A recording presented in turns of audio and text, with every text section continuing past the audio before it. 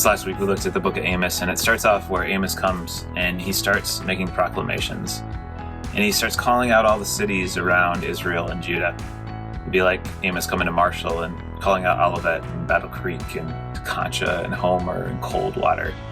And then he quickly turns and he says, but for you, Marshall, but for you, Israel and Judah, these are your sins.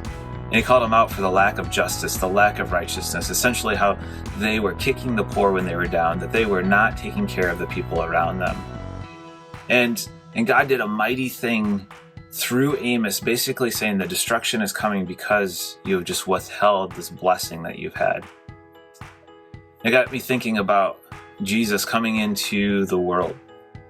And Paul wrote to the church at Philippi, he wrote this, he says, in your relationships with one another, have the same mindset as Christ. So as we look around our world right now, what mindset do we have? He said, Jesus, who being the very nature God, did not consider equality with God something to be used as his own advantage. Rather, he made himself nothing.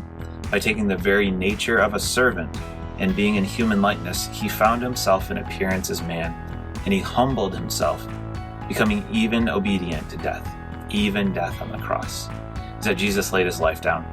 And we're moving towards Easter here, even though it may not feel a lot like Easter because we are stuck in our homes, we're just a different season of life. Easter is coming. The story is ready to explode again. That Jesus, he lived a life that was perfect. He died on the cross for you and I, taking our sin that we so deserve. But yet he didn't stay there. He rose again. And he gave us such an example of what it means to die. So maybe you're not literally going to have to die for another person. But Paul paints this picture of Jesus laying his life down, providing justice and righteousness for those around him. And so we as individuals and we as a church, we as a city, a nation, a world, how can we better honor the Lord, bringing justice and righteousness?